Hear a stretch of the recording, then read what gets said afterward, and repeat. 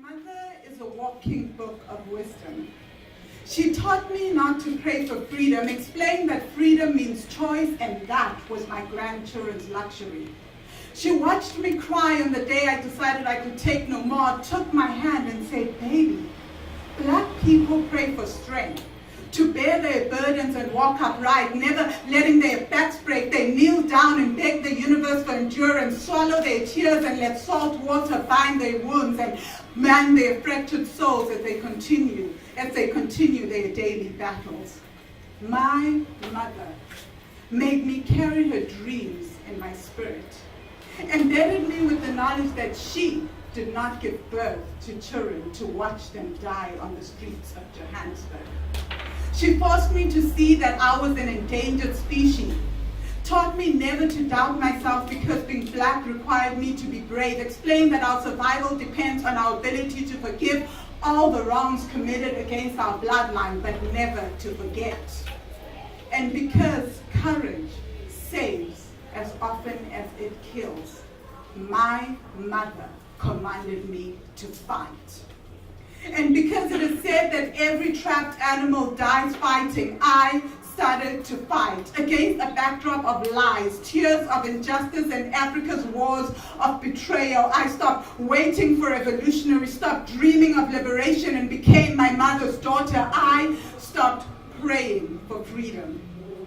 In desperation, I packed my dreams into satchels and went in quest of adventure.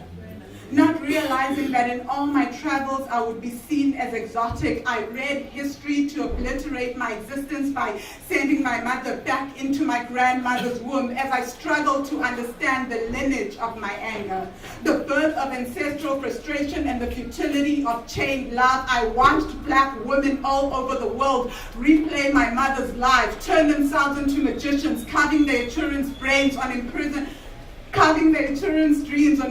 minds that occupy darkened spaces. I formed fantasy relationships with freedom, fooling myself into believing that I could divorce my future from my legacy of oppression. I suppressed my mother's voice when she told me never to forget where I come from.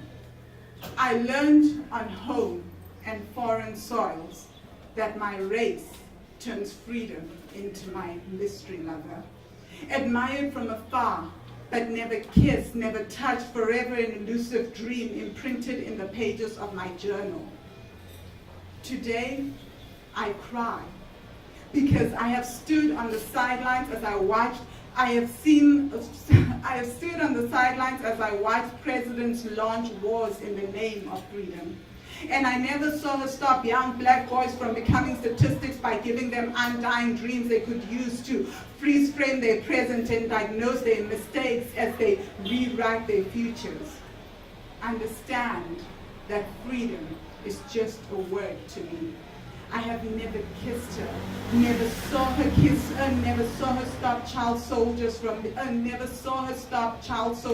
picking up guns, or saw her French kiss choices into young black girls learning to turn tricks. Today, I cry because freedom is what my ancestors fought for, and yet she never chooses me.